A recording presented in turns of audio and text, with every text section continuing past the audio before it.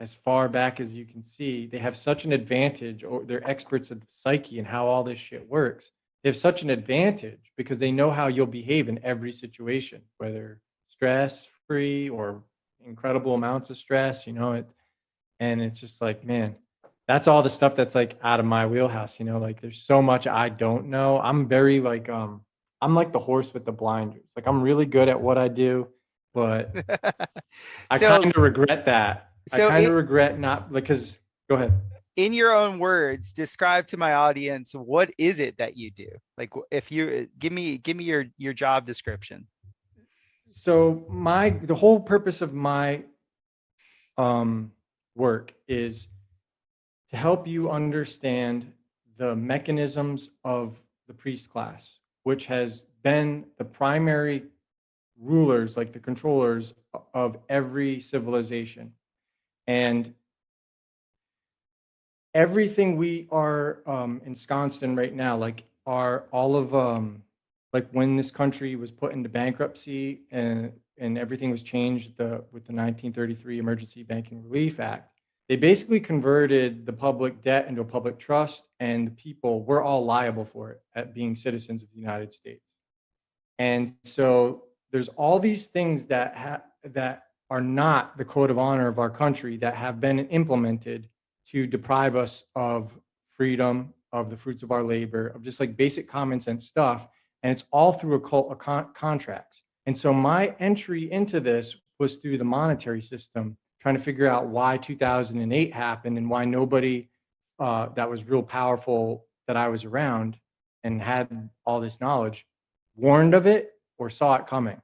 Mhm. And when you start looking at the monetary system, that's why I got out of financial services, because I can't in good conscience help protect your wealth if I'm not confident this system is even going to be in place by the time you retire. And Right. if you put all your money with me, and even though I'm taking care of it like in the numbers on your screen, but when shit hits the fan and you need that, it's just gone. Silicon Valley Bank, gone. Mhm. Cryptocurrency value, gone.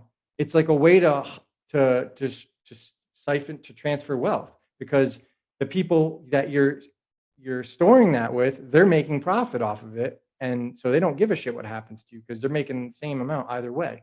And so because of that, I was like, well, this monetary system as it is, it's not actually a solution that I want anybody I love or care about um, putting their wealth in. This is like you don't get another time. You cannot recover this. You get to a Mhm. certain age where if you lose that, you cannot recover it, no matter how hard you work.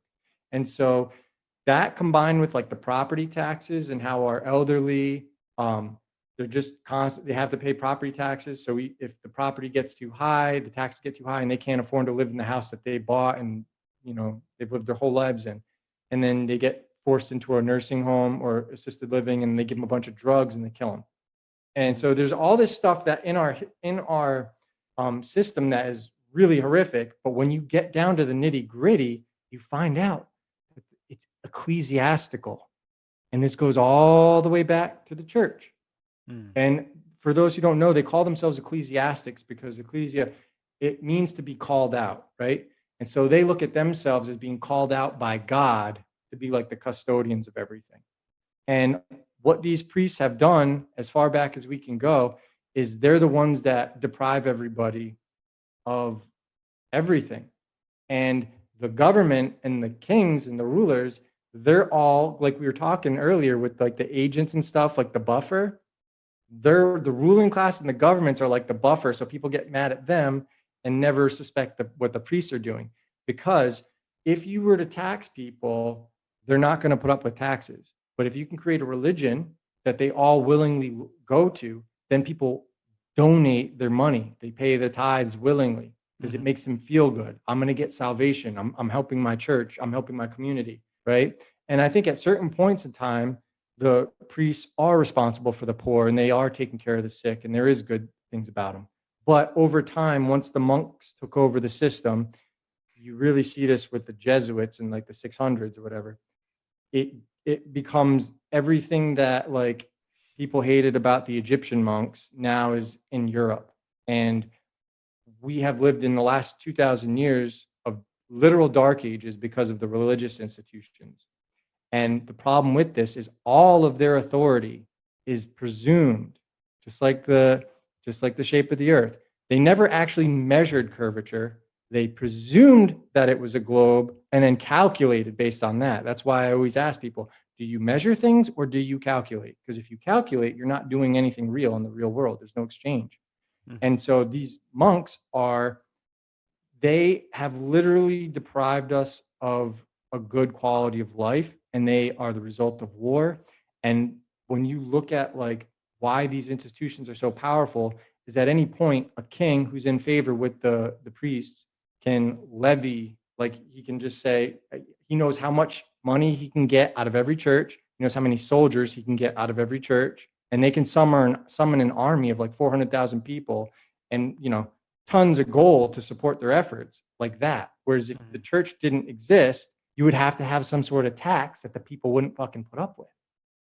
So what I do is I bring people up to speed with language mastery, with astrotheology, so you can see how all mythoses, all mythology, everything, all religion, the reason it's true at the core is because it's based on nature. But if you're not willing to look at that, then you're never going to figure out what these things mean. You're never going to know who Luke, Mark, John, and Matthew are, right? And what they have done is they have the thing that my work does better than anyone else, in my opinion, because if somebody else did it better, I wouldn't have written Spirit World. I had to do this because I didn't see anybody else doing this. These histories were given that we accept as truth or as having happened were actually just based on the motions of heaven. And so they took those stories, those allegories, and then they based history on them. And so everywhere they go, they rewrite the same styles of histories and encode the same styles of names. And this is why, like, learning philology and how language works, it's going to help you see through it. And so for me, I know this is kind of long-winded, but I'm really trying to be in depth. Like, the whole point of my work is to bring you up to speed about the ancient universal system of priestcraft that would not be possible without the priests, without the masons, and without the navigators. And why does this matter? Because the art of navigation is exclusively European. So you can see who is bringing what where. And when you see certain types of architecture, right? It's like if you saw Victorian architecture somewhere in America, you would know that either Britain had something to do with that or somebody got trained in Britain on how to do Victorian architecture and brought it back. Either way, it's there. And so now we have a historical clue of what has happened and who has interacted with which part of the world. And when you actually look at history and what's possible based on actual artifacts, based on language, based on religious rites, you will see a totally different history than the status quo has given us. And the reason they have lied is because they need to lie in order to preserve Mosaic history in the religious institutions so that you can never object to their presumed power of being descended from Isaac or Moses or fucking Japheth or Shem, whatever, right? It's always, if you look at like the kings of England and stuff, they all pretend to be descendants of Japheth.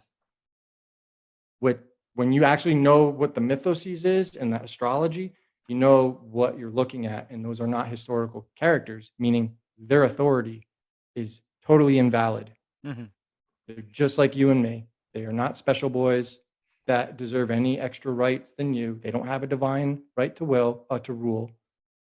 We are all we're not equal, but in terms of the eyes of our creator, we are all a product of the creation. And Are there nobody has any more rights. machinations? Are there machinations at the moment, as far as you could see it, just to keep power, or do they have a greater plan? Well,